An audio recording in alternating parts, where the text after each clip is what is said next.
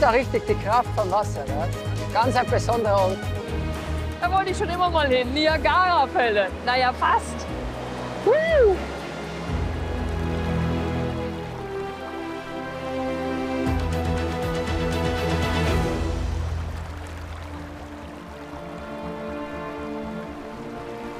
Gigantisch. Hier sieht es so aus wie in Kanada. Ich stehe im Tal des letzten Wildwasserflusses der Alpen, dem Lech. Und ich freue mich auf eine Expedition in einer wirklich einzigartigen und großartigen Landschaft. Und bevor sich der Lech hier mehr oder weniger das ganze Tal einverleibt, hat er eine lange Reise hinter sich. Er entspringt in Vorarlberg in der Nähe des Vormariensees, passiert den bekannten Urlaubsort Lech, kämpft sich durch eine enge Schlucht vorbei an Waadt, um sich dann hinab nach Tirol zu stürzen. Und an den Ufern dieses wilden Flusses gibt es jede Menge zu erleben und zu sehen, wie zum Beispiel die Burganlage Ehrenberg, die zu den größten in den Alpen gehört. Die Hauptattraktion hier ist diese Hängebrücke. Da komme ich natürlich nachher noch mal wieder. Aber überhaupt, in dieser Region gibt es ganz viele Hängebrücken.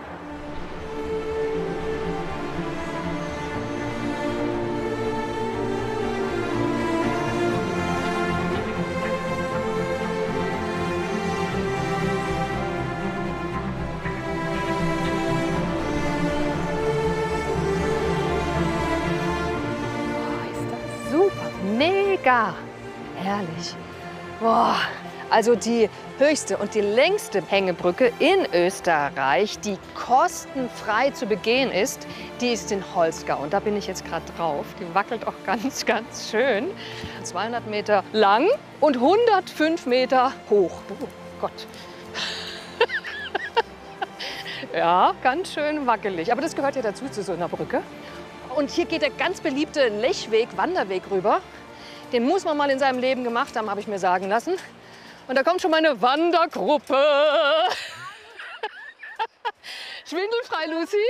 Ja, grüß dich. Hallo, servus. Hallo. Willkommen im Lechtal. Das kann ich mal sagen. Schön, Ey, dass du da es ist ja ein, wie heißt es so schön, ein Tag zum Götter. Ja, wir haben das beste Zeug Wetter machen. mitgebracht und bestellt. Und alles in schwindelfrei? Ja, sonst kommst du hier nicht rüber. Ey, wo kommst du her? Aus Stuttgart. Ich habe gerade gedacht, ich kenne vertraute Ja, Klänge. gell? Stuttgart, ja. Kann man schön. nicht leugnen. Noch mal andere Baden-Württemberger da? Ja, ich komme aus Karlsruhe. Bist du schon öfter im Lechtal gewesen? Nein, das erste Mal. Und, wie fühlt sich's an? Wunderbar. Na, was hast du schon fotografiert? Na, die Brücke hier. Und? Von unten. Von unten? Wie hast du Naja, das hier gemacht? so. Ach, dass so man machst so du das. Sieht. Ja, das mit den Füßen. Ah, guck, dann mache ich das auch mal. Guck mal unsere Füße. Ja. Komm, dann gehen wir ein Stück. Mystisch ist das Lechtal auch? Ja, auf jeden Fall. Also es gibt jede Menge Sagengeschichten zu erzählen und zu erleben hier. Und ich mag es ganz gern mit den Gästen so, den Gästen einen ganzheitlichen Zugang zu vermitteln. Also wenn wir irgendwo drüber stapfen, über die Steine, über die Wege, ja, dass man auch wirklich erleben kann, wie fühlt sich denn das an und wie schauen diese Steine aus. Vielleicht erinnert ihr euch, dass wir verschiedenste Steine gefunden haben. Und mit diesen Steinen möchte ich euch gern einladen, dass wir die umwandeln in Farbpigmente. Und zwar so, wie wir es uns heute angeschaut haben, wie es die Maler verwendet haben, unten in Holzgau bei der Lüftelmalerei. Die Künstler haben sehr gerne ihre eigenen persönlichen Farben hergestellt. Holzgau ist nur einer der zauberhaften Orte, die es im Lechtal zu entdecken gibt. Unsere Expedition führt heute über die Grenze ins benachbarte Österreich. In Steg treffen wir die Lechtaler Kräuterhexen. In Elbigenalb besuchen wir eine Schnittschule.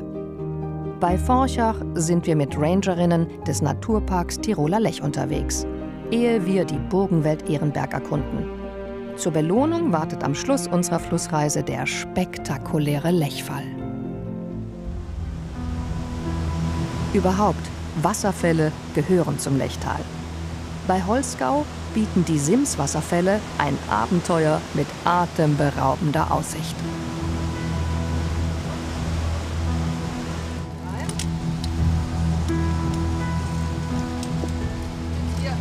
Rückwärts geht, was jetzt auch dann später der Fall sein wird, dann steige ich zuerst einmal paar Schritte runter, schau. Genau.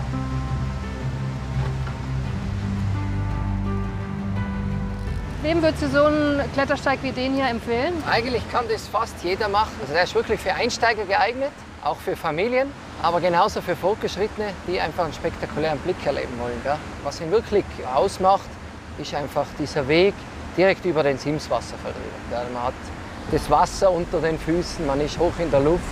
Braucht sich nicht fürchten, aber trotzdem schlägt das Herz ein bisschen höher, weil es einfach spektakulär ist.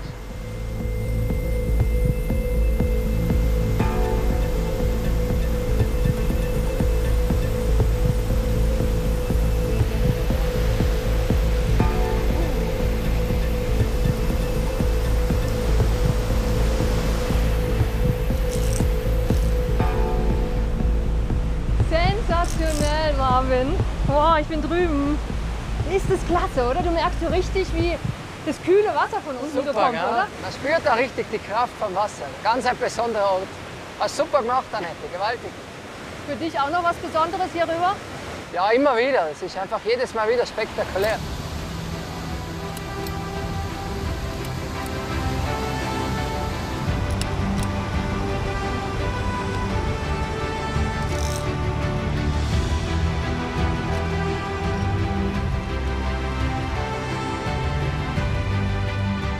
Du bist ein echter Lechtaler. Meine Reise geht erst los. Was sagst du über deine Heimat hier? Das Lechtal ist ganz etwas Besonderes. Es ist noch ein sehr weitläufiges Tal, ja. Ein ruhiges Tal, was den Tourismus betrifft. Ich sage immer, wir haben einen sanften Tourismus, was das Schöne ist. Und ich habe auch schon öfter gehört, man sagt Klein-Kanada dazu. Gell? Also wenn ich hier runter gucke, dann ist es wirklich Klein-Kanada.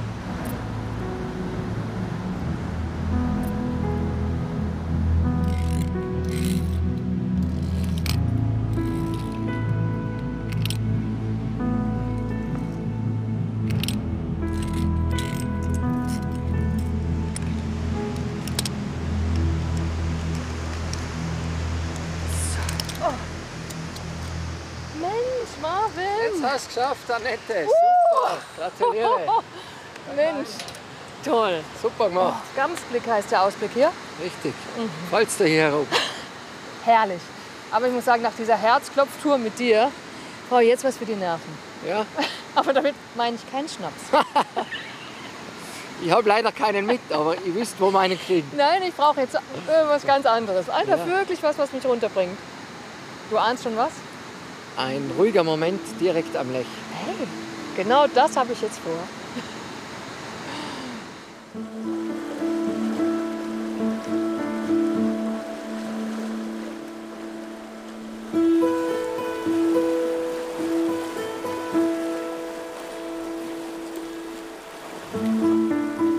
Dort treffe ich eine Gruppe von Frauen, die dank ihres Wissens über Natur und Bräuche weit über das Lechtal hinaus bekannt geworden sind.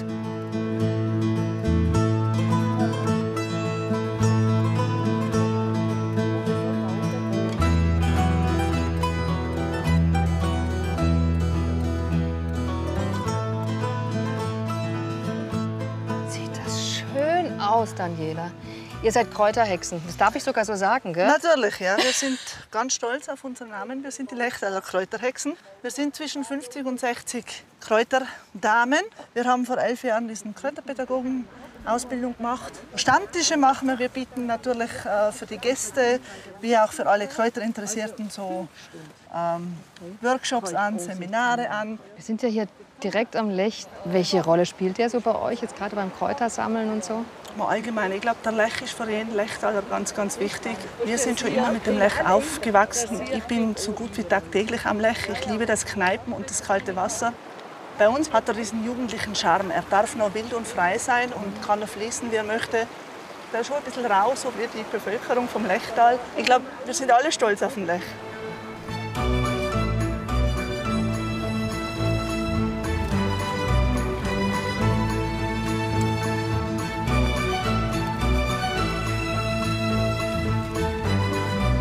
Das haben wir jetzt das Johanniskraut. Ist gut für die Nerven, ist sehr beruhigend und man macht auch das berühmte rote Öl damit. Für Hautirritationen verwenden oder auch bei kleinen Kindern für Ohrenschmerzen. Guck mal, wie schön. Das ist eine Malve. Das ist Natur, nehme ich an, aber es sieht aus, als wäre es unnatürlich so schön, oder? Natur pur sieht aus wie Seide, gell? Ja, Wahnsinn. Also es ist doch irgendwie ein Schatz, oder? Wie empfindest du das hier? Genial. Und ich sage auch immer, wenn ich eine Kräuterwanderung mit Gästen mache, wir leben im Kräuterparadies und die Kräuterkunde ist wie so ein Virus. Wenn er dich einmal erwischt hat, dann lasst er die Nummer aus. Aber was macht ihr jetzt mit dem? Das wird einfach getrocknet? Genau, oder da machen wie? wir jetzt einen Huschentee draus dann, weil natürlich der Herbst ist ins Land gezogen oder zieht langsam ins Land. Und der nächste Winter kommt bestimmt. Da müssen wir natürlich ein bisschen vorbeugen. Und da machen wir jetzt einen Huschentee. Okay, daraus machst du jetzt Tee, aber was macht ihr noch alles für quasi Produkte? Natürlich Kräuteröl, Kräuteressig. Das ist jetzt einfach diese Zeit für die Sachen. Salben, Tinkturen. Ganz aktuell war am 15. August der Hohe Frauentag. Da werden die Frauenbuschen bzw. die Kräuterbuschen gebunden. Ganz wichtig ist die Königskerze, dass egal was kommt, man bleibt stark und man bleibt in der Mitte. Die Karotte wird mit reingebunden für die Fruchtbarkeit.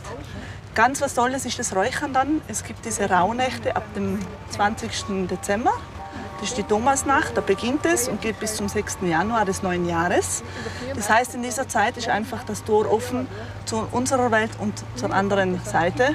Das ist einfach der Schutz für die Familie und für das Haus und für die Tiere. Wenn du dich in deinem Heim nicht so wohl fühlst, dann würde ich das jetzt zum Beispiel machen. Oder wenn man krank ist und die Luft reinigen will oder so. Aber sonst mache ich das nur einmal im Jahr. Alte Bräuche werden gepflegt, aber auch neue Trends sind willkommen. Einer davon nennt sich Gravelbiken. Und hier im Lechtal, da gibt es sogar ganze Routen dafür. Und einer, der sich perfekt auskennt, der kommt da und mir alles darüber erzählen kann, ist der Marcel. Ja, komm. Juhu. Marcel ist ein echter Lechtaler. Im Winter betreibt er eine Skischule am Arlberg. Im Sommer sind seine Leidenschaften Paragleiten und Radfahren. Beides kann man mit ihm erleben. Heute hat er seine Nachbarn eingeladen. Gravelbiken, das ist ja gerade in aller Munde, total in. Was ist es genau? Gravelbiken ist eine Mischung zwischen Mountainbike und Rennradfahren. Und hat einfach den großen Vorteil, dass man einen nicht so perfekt asphaltierten Weg in doch relativ hohem Tempo befahren kann. Also die Reifen sind ein bisschen breiter. Wie beim Rennrad, richtig. Aber auch ein bisschen schmäler wie beim Mountainbike. Und bei der Sitzposition ist halt so, dass man doch sehr aerodynamisch auf dem Fahrrad sitzt und so relativ einfach und schnell so einen Radweg entlangfahren kann. Aber auch wirklich hochalpin hinaus bis knapp unter die Valug auf 2000 Meter hin. Das ist natürlich jetzt wirklich das Praktische, wenn ich jetzt auf einem normalen Rennrad säße. Dann Das ist nicht so angenehm. Nee, Ja. und das ist natürlich jetzt klasse hier. Das ist da perfekt, eben mit den breiteren Reifen und ein bisschen weniger Druck im Reifen, tut das ein bisschen abdämpfen.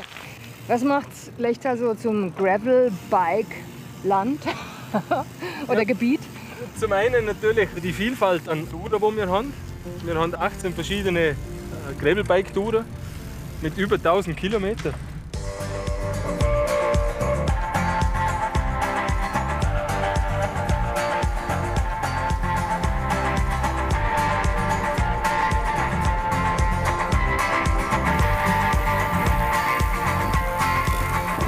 Allein radeln macht ja eh keinen Spaß. Du hast heute jemand mitgebracht. Genau, wir haben die Familie Hägele heute mit dabei. Hägele klingt ja jetzt nicht wirklich tirolerisch, oder? Wo kommt ihr her?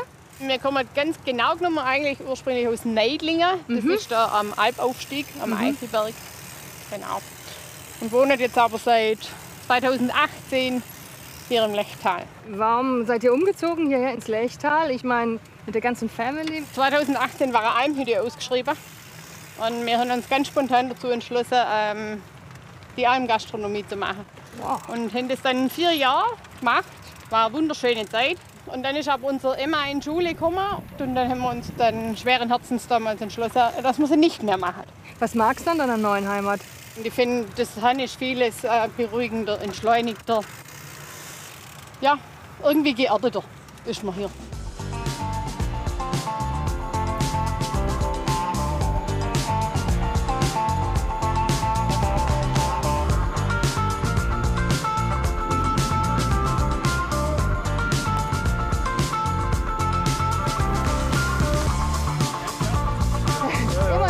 Radweg lang, oder? Ja. Eine Kuh macht Muh. Viele Kühe machen Mühe. Muh. Von wo bis wo geht überhaupt der Lechradweg? Der Lechradweg startet oben in Steg und geht nachher wirklich am Lech entlang, über Füssen, am Lechfall vorbei, bis zur Donau. Wie schön. Immer am Lech entlang. Genau. Am Lech entlang kann ich mit uns einfach treiben lassen. Am Lech entlang, die Gedanken fließen frei bis Wasser. Am Lech entlang geh ich Schritt für Schritt von der Quelle bis zum Fall. Und das Tolle am Lech ist, man trifft immer Menschen. Weil dieser Fluss ist einfach ein Magnet, auch für dich, Anna. Ja, auf jeden Fall. Du wirst nämlich hier fündig nach einem Material, was dir viel bedeutet. Genau, Schwemmholz oder Holz allgemein hat bei uns im Leben und genau im Lechtal eine lange Tradition. Schnitzen, Holzbildhauen, da hat man einfach immer schon Holz auch vom Lech und von den Bächen geholt. Und dein Heimatdorf Elbigenalb, das ist sowas wie die Metropole der Schnitzkunst im Lechtal. Kann man das so sagen? Ja, ich denke, das kann man sagen. Ich meine, es gibt im ganzen Lechtal viele Schnitzer, aber in Elbigenalb hat es wahrscheinlich die längste Tradition.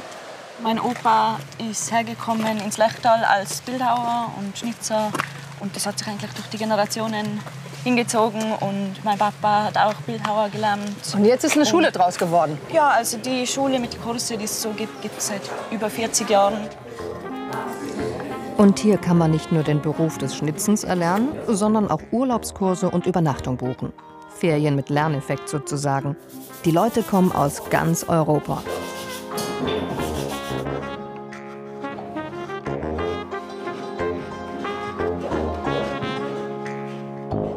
Die haben wir da runtergeschnitten, dass man hineinkommt zum Aushöhlen. Da haben wir solche Schlingen und da holt man das Material heraus. Wenn man das brennen will, muss das hohl sein. Weil wenn da Luft drin ist, dann zerreißt das im Ofen. Für den Anfang ist ein Ton ein ganz gutes Material. Weil beim Holz muss man technisch sehr gut sein und vor allem auch, man kann beim Holz nur wegschnitzen. Und dann kann man was dazugeben und was weggeben, ist fertig. Dann kann man es brennen.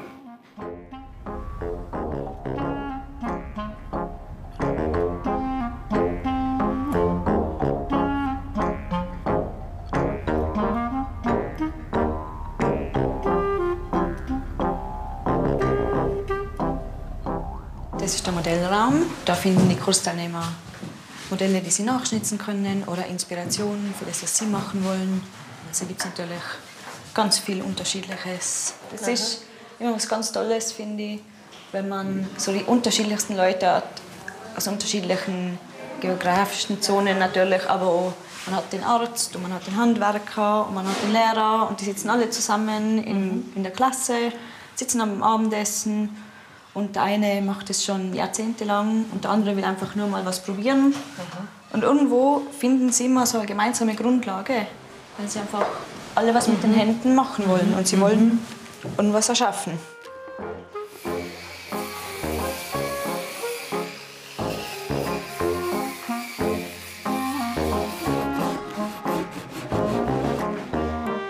Da ist schon generell für alle Leute, die vorbeikommen, Wanderer und so, ein bisschen was zum Schauen.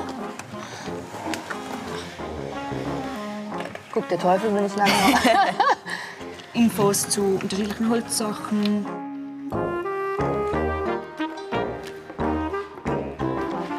Und das ist jetzt ein ganz besonderer Kurs hier. Genau, da können die Kursteilnehmer aus Sachen, die die Natur hergibt, ihre eigenen Möbel bauen, können dann ein Möbelstück mit nach Hause nehmen, selbstgemachte Bank. Hey, wo wird die mal stehen? Im Garten. Im Garten? Im Garten. Das vertragt, weil das Holz ist ja bereits hart. Aha. Das ist schon jahrelang im Wasser gelegen, also kann es jetzt noch Jahre im Regen stehen. Darf ich? Ja, ja. Anna, du auch? Haben zwei Leute? Das sollte für zwei Platz sein, ja. Okay, wir setzen uns mal ganz vorsichtig drauf. Wissen wir das nicht, wenn man sich anlehnt. Schön. Schon? Und jetzt den Lech vor uns. Stell dir mal vor. Wird er mal stehen? Im Garten. Schön. Ja. Probe sitzen. Aha. Ach, erstmal genau. Also, sitzt man gut? Ja, super. Also Ihr Wunsch ist erfüllt, aber deiner noch nicht, Anna. Und du hast etwas, was du noch nie gemacht hast, obwohl sich eure Region dazu wunderbar eignet. Ja, Ihr habt ja so viele Berge.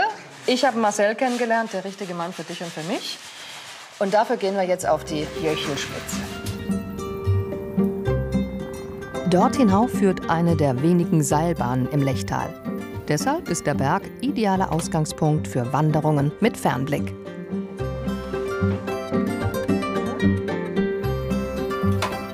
Manchmal frage ich mich, siehst du das noch, wie schön eure Heimat ist? Doch, schon ab und zu. Meistens vergisst man es, aber wenn man noch mal wieder hinauffährt, dann ist es einfach was ganz Besonderes.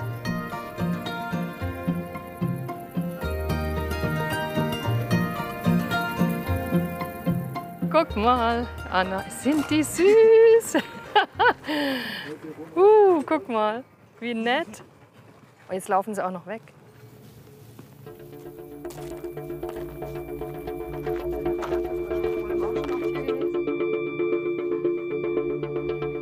Und guck, da ist schon der Marcel. Grüß dich und guck dich, wen ich mitgebracht habe. Grüß dich, mal, hi. der Marcel. Hallo, Dominik. Hallo Anna, Ich bin grüß dich. Janette. Freut mich. Wer fliegt jetzt mit wem? Ich fliege mit der Anna. Grüß dich, Anna. Oh, das ist wahrscheinlich der beste Flieger überhaupt hier. Haben wir den Besten ausgesucht. Der Dominik macht das perfekt. Bist du nervös? Bisschen. Aber Aber es okay. geht. Musst du Freu mich. nach dem Start. Ist Aber- alles gut und du kannst es genießen. Skihelm, ich lasse die da gerade selber. Den hochnehmen wie einen Rucksack. Genau, einmal.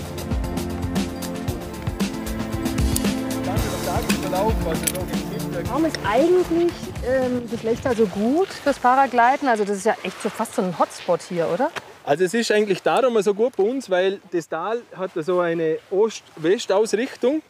Und das heißt für uns, dass wir schon früh morgens die Sonne eigentlich da haben bei uns und dadurch der Berg schon aufgeheizt wird und die Thermik entsteht. Und dann über den Tagesverlauf, also so gegen Mittag, ist ja die Sonne im Süden, heizt es auch immer mehr auf und wir haben einfach hohe Berge da bei uns und da haben wir teilweise Höhen bis zu über 4000 Meter, wo wir in der Luft sind.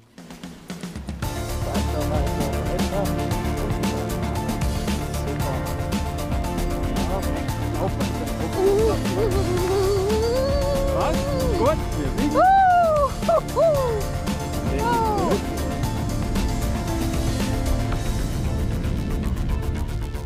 Die Anna ist gerade ober uns. Die genießt es bestimmt auch. Ich bin so gespannt, was sie erzählen wird. Aber ich glaube, sie wird total geflasht sein, so wie ich beim ersten Mal. Ich sitze hier einfach, wie schön sagst du immer, im Hängesessel hier vor dir. Quasi die fliegende Couch über dem Lechtal. Die macht Spaß, oder? Wohl, voll Also cool. geht besser? Ja, viel besser. Jetzt geht's schon wieder. Ich verstehe schon, wieso man das tut. Und es ist ein Riesenunterschied, ob du alleine das hast Natürlich. oder ob du jemanden mit dabei hast. Weil ich meine, die Verantwortung ist ja einfach auch da. Logisch, oder? natürlich, absolut. Und wenn jetzt ich alleine da blöd im Baum hänge, okay, meine Ja, Güte. ja, ja. Aber wenn es dann auf einmal im Fernseher ist es blöd. Ja, Nein, im Baum möchte ich auch nicht mit dir hängen. Lieber am Schirm in der Luft, über dem Lechtal. Guck mal hier. Meine Füße mit dem Lech.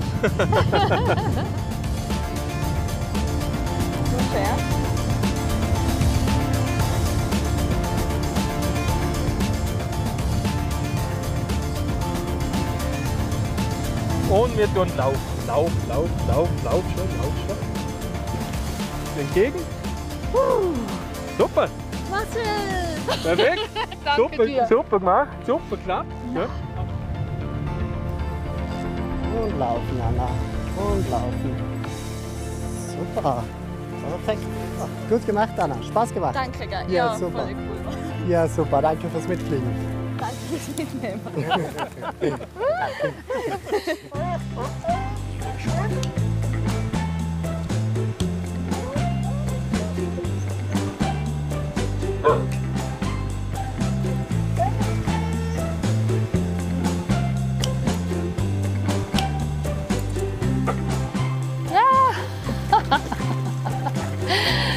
Wow, da seid ihr hier. Oh. Das sind Sie, Hubertus. Darf ich da anfassen? Wenn sie zu dir kommen schon. Guck mal, sie kommt schon zu mir oder ist ein Ja, Er? das ist die Lilly, die macht das Oh, gern. du bist ja ein richtiger Schmusebär. Hm? Ich kann es kaum abwarten. Sag mal, wir machen jetzt keine Schlittentour mit denen. Was machen wir? Ein Trekking. Genau. Das muss ich mir darunter vorstellen. Ja, es ist nichts anderes wie Wandern mit einem kleinen Gespann. Was man da natürlich berücksichtigen muss, ist schon, dass wenn man mit so einem einzelnen Hund unterwegs ist, der hat schon 250 Kilo zugelassen, dass man mit 4 dann klarerweise doch eine gewisse Eigenverantwortung übernimmt. Beziehungsweise meine Verantwortung jene ist, dass ich die Strecke so führe, dass das auch möglich ist. Okay, Jutta, okay. Jetzt da. Hubertus lebt im Paradies. Gramais zählt zu den Lechtaler Auszeitdörfern in den höher gelegenen Seitentälern des Lechtals. Okay. Wertschätzung für das Leben, das ist was man super mitnehmen kann, weil mit den Tieren natürlich einen ganz anderen Fokus kriegt beim Wandern. Und das ist eigentlich was, wo viele Menschen diese Aufmerksamkeitsspanne so nicht mehr haben. Und das lernt man mit den Tieren wahnsinnig schnell. Außerdem ist es wie Extremsport am Ende vom Erlebnis her. Und der Endorphinspiegel ist wirklich hoch. Und was mache ich jetzt? Einfach schön in die Knie gehen. Ja, Popo hinten ein bisschen raus, Oberkörper kann ruhig runter. Das ist Sport, ey. Ja. Warum sind es gerade Huskies jetzt bei dir geworden? Das Wesen. Es ist wie wenn du einem Wolf begegnest. Das ist schon immer was den Menschen fasziniert hat. Vor allem auch deswegen, weil er so selbstbestimmt, selbstbewusst und so extrem überlebensfähig ist. Der braucht uns nicht, der Husky.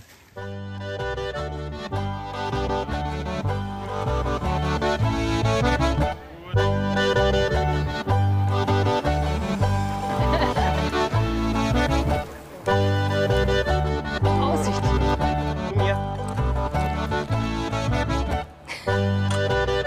Oh, lass uns das jetzt einfach mal hier gerade genießen, oder? Das ist schon Hammer. Du bist ja eh Bergführer, so mit Leib und Seele. Und deswegen mache ich das, ja. Ich habe noch mal umgedreht. Du warst mal was ganz anderes? Ja, man lernt halt in der Schule viele Dinge, die die Wirtschaft oder das System von einem braucht. Das ist auch gut so.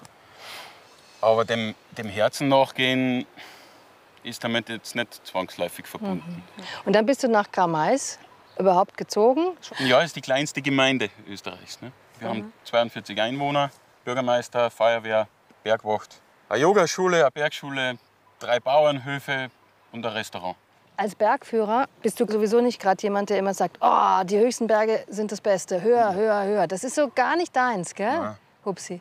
Das war meins. Dort, wo es um schneller, höher, weiter geht, sind meistens sehr, sehr viele Menschen. Und die Menschenmassen, die sich sozusagen dann vor dir und hinter dir am Berg bewegen, machen eigentlich das Erlebnis mit dem Berg kaputt. Welche Rolle spielen denn da die Hunde für dich dabei? Beim Ziehen ist es stressig und mit Endorphinen verbunden. Aber dann, wenn man mit einer zusammen ist, gell, dann kommt man runter und ist voller Liebe und voller Kuscheleinheiten. Und die genießen das. Du bist glücklich, oder? Ja, sehr glücklich, auch wenn es anstrengend ist, dieses Glück.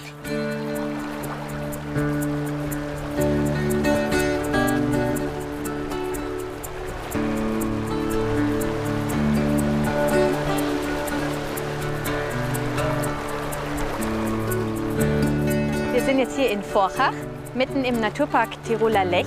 Man sieht es hier ganz schön, wo sich der Naturpark entlang streckt. Und zwar von Steg fließt der Lech nach Vils und mündet dann in Füssen in den bayerischen Teil.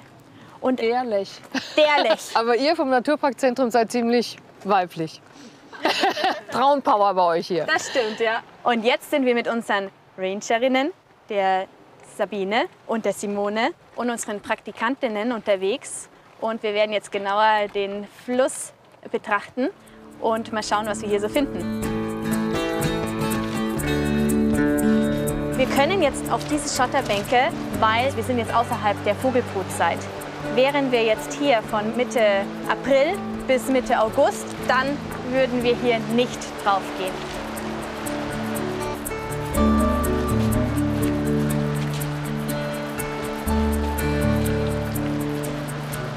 Der Lech ist ein wirklicher Landschaftskünstler. Er formt und gestaltet hier diese Landschaft.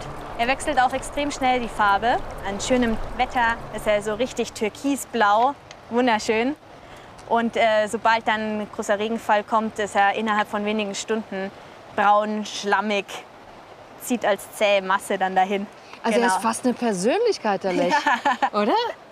Das kann man so sagen, ja. Also es ist ein ganz spezieller, spezifischer Lebensraum, den man so vielleicht gar nicht mehr so häufig kennt. Und wenn man aber genauer hinschaut, sieht man, dass diese Schotterbänke eigentlich extrem vielfältig sind. Dann entdeckt man extrem viel Leben und unglaubliche Spezialisten. Sabine, du bist Rangerin und damit, was bei euch ganz wichtig ist, nämlich Naturvermittlerin, so nennt ihr das auch. Ja, ne? genau. Das ist eine ganz wichtige Aufgabe von uns Rangern, dass wir die Leute informieren über diesen Lebensraum, weil wenn du dich ein bisschen auskennst, wenn du ein bisschen was darüber weißt, dann gehst du mit den Dingen auch anders um. Und die Leute, denen ich dann am Fluss begegne, die sind eigentlich zum Großteil sehr aufgeschlossen für Informationen. Sagen, ah wirklich, ma, wenn ich das gewusst hätte, schau her. Also sowas hast du in deinem Leben noch nicht gesehen. Guck mal da. Oh, das ist jetzt eine Puppe. Siehst du das? Das hat sich da jetzt festgemacht an dem Stein. Wie so ein kleines Urwesen. Ja, genau. Und lebt da drin in diesen kleinen Sandkörnchen. Und das ist jetzt die Nahrung für die Vögel. Ja. Siehst du da diese Insekten drauf? Die sind da fest.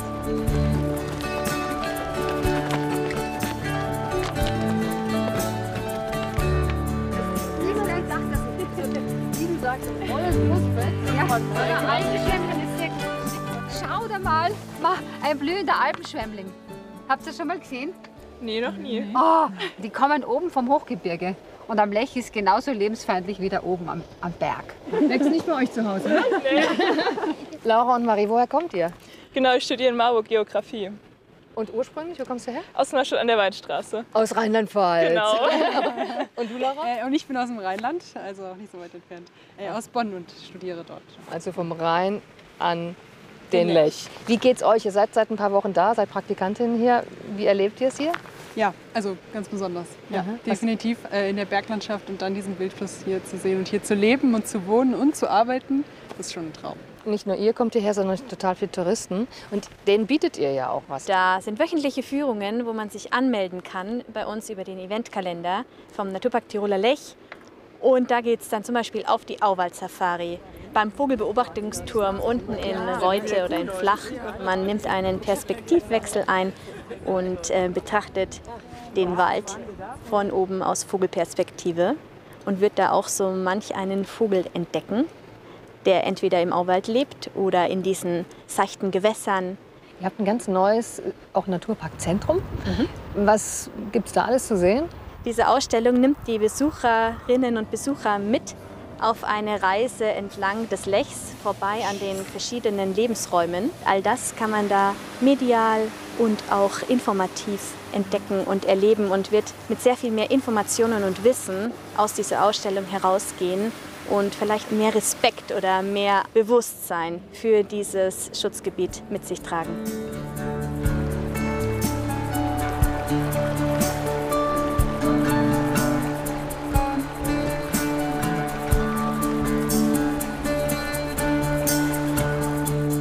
Hängebrücken gibt es in dieser Region wie Sand am Meer.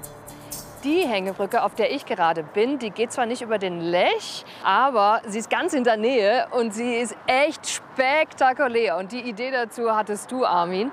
Es ist eine Brücke der Superlative. Das kann man schon sagen, oder? Kann man schon sagen. Sie ist auch die Hauptattraktion in unserem Inszenierungskonzept auf der Burgenwelt Ehrenberg. Sie ist fast 120 Meter über Grund. Sie ist 406 Meter lang. Am Tag der Eröffnung war sie die längste Hängebrücke im tibetanischen Stil der Welt. Das hat uns natürlich einen wirklichen Hype erzeugt und dieser Besucherstrom reißt eigentlich nicht mehr ab. Und was ich ja witzig finde, sie geht ja direkt über so eine Bundesstraße. Also daher kenne ich sie eigentlich vom Auto aus. Da bist du nicht die Einzige. Das ist natürlich auch ein Marketing-Tool für uns, weil da fahren 5 Millionen Autos durch. Da sitzen wahrscheinlich 10 Millionen Menschen drinnen. Und wenn 1% sich dazu entscheidet, auf die Brücke zu gehen, sind es 100.000 Leute. Und die erneuern sich ständig, diese Besucherströme. Und daher leben wir schon auch von dieser Straße, das gebe ich ganz ehrlich zu. Und sie liegt ja wirklich in einer Kulisse, in einer Burgenwelt, kann man ja fast sagen. Ne? Das da oben ist jetzt die Burg. Das ist jetzt die Burg Ehrenberg. Ja, das ist die Stammburg, die älteste Burg.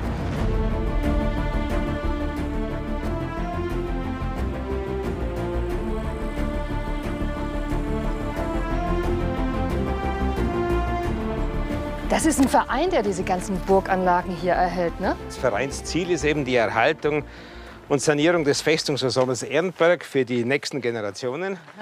Und der Verein hat eine eigene Bauhütte ausgebildet. Hier ist das zentrale Baulogistiklager. Hier wird der Mörtel zentral gemischt mit Kalk und einer Rezeptur, die natürlich das Denkmalamt freigegeben hat. Unsere Bauhütte, das sind also von uns ausgebildete Natursteinmaurer, Leute, die mit der Grabungstechnik und mit historischem Mauerwerk insgesamt in Berührung gekommen sind. Die arbeiten hier alle. Und wir graben jetzt gerade den alten Palas aus. Das ist also der Wohntrakt von 1293. Das war die Stammburg. Eine kleine, schnuckelige Burg, die sich dann im Laufe der Jahrhunderte zu einem größten Festungsensemble eben entwickelt hat, aufgrund ihrer militärischen und strategischen Position. Wie du siehst da oben, haben wir eine Unterfangungsmauer gebaut, weil der Wehrgang runterzubrechen drohte. Und bei diesen Fundamentierungsarbeiten sind wir auf eine Öffnung im Felsen gestoßen. Es hat sich dann als geheimer Felsgang herausgestellt. Und dieser Gang diente, um die Kommunikation dieser Bastei mit der Kernburg militärisch natürlich herzustellen.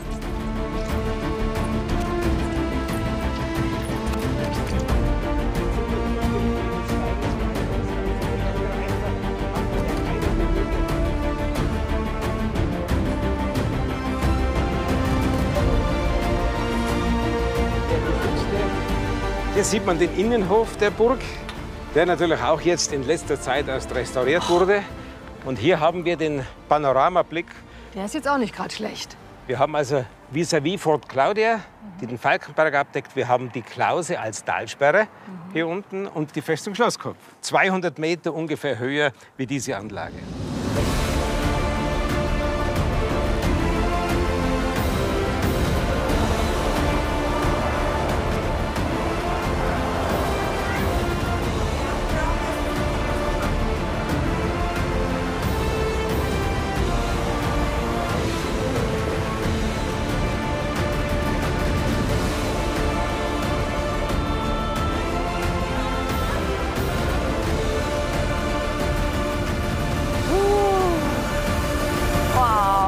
Diesen Panoramablick nach Norden gerichtet. Der Feind ist ja immer in der Geschichte von Norden gekommen, also von Bayern oder von Deutschland. Heute natürlich sind alle Bürger von Norden sehr herzlich willkommen bei uns. Aber man sieht jetzt auch, warum diese Festungsanlage an diesem topografisch speziellen Ort gebaut worden ist.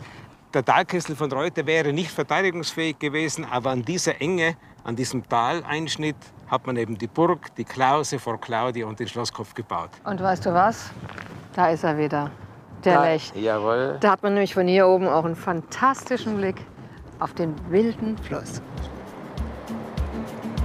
Und irgendwie muss man ja von der Burganlage wieder runterkommen. Das Vergnügen, das gönne ich mir jetzt noch.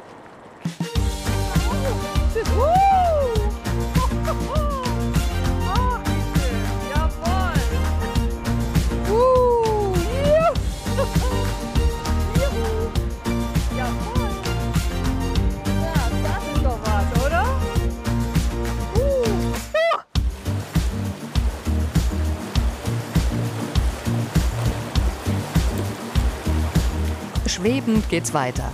Hoch über dem Lech befindet sich ein Pfad, der seltene Ein- und Ausblicke in diese sensible Naturlandschaft gewährt. Ich finde es wunderschön, so in den Baumwipfeln zu wandeln. Hä? Ja, wir wollen hier den Wald den Besuchern näher bringen. Und da hat man hier einfach mal eine ganz andere Perspektive auf den Wald. Man sieht ihn mal von oben. Normal sieht man ja immer nur von unten. Und finde ich auch super toll. Was sind so deine Aufgaben jetzt überhaupt hier? Du sagst, du bist die ganze Zeit hier draußen. Also wir kümmern uns hier um den ganzen Bereich, hier um Baumkronenweg. Und wir haben auch ganz viele tolle Spielgeräte unten, wo die Kinder viel Spaß haben können. Und wir machen auch ganz viele Führungen mit Kindern. Also wir erklären denen Sachen über den Wald, spielerisch, wo wir einfach ein bisschen den Wald den Kindern, aber auch Erwachsenen näher bringen möchten. Schöne Arbeit? Das macht sehr viel Spaß. Ich mag den Wald selber gern und ich finde es auch toll, das Leuten weitergeben zu können. Das ist ja ein ganz spezieller Wald hier oder Wälder. Was ist das Besondere? Also wenn man jetzt hier mal reinschaut, man sieht schon, der schaut ein bisschen anders aus wie andere Wälder. Wir haben da ganz spezielle Baumarten drinnen. Das ist ein Auwald. Der ist eben perfekt an das Leben mit dem Lech, der immer wieder über die Ufer tritt, angepasst. Vielleicht fallen dir die Bäume hier vorne Silbrig gleich auf. sind die. Ja, genau, die glänzen so silbrig. Das sind zum Beispiel Weiden. Die sind total an das Leben. Ihr lauft ja rückwärts. Es gehen nicht nur wir hier gerne spazieren in den schönen Wäldern, sondern hier leben auch total viele Tiere und eben auch Pflanzen. Ganz viele Libellenarten kommen hier vor. Richtung Lech, da haben wir auch verschiedene Vögel, wie zum Beispiel die Wasseramsel. Da fühlen sich sehr viele Tiere wohl und dadurch, dass es halt immer mal wieder nass, mal trocken ist, gibt es auch eben so eine große Vielfalt an Tieren, die sich hier wohlfühlen.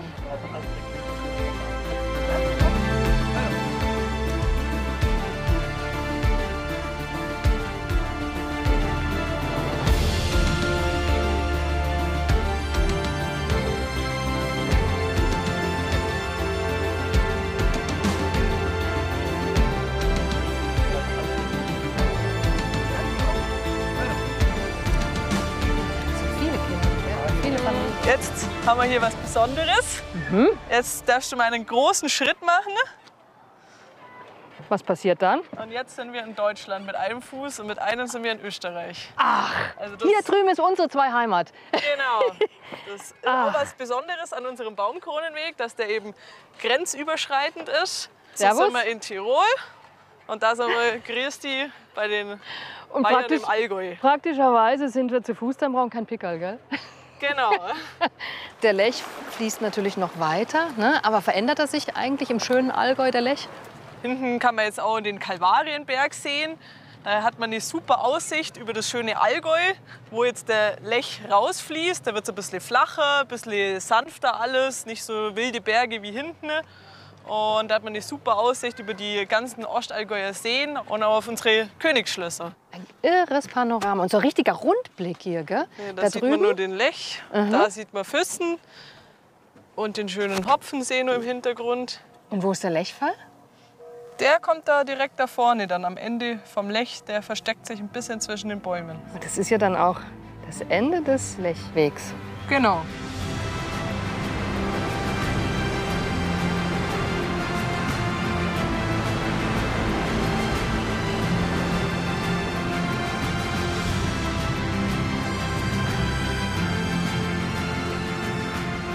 Wow! Hier gibt der Lech noch mal alles. Ist das was, oder? Brille festhalten. Boah, das sprudelt richtig.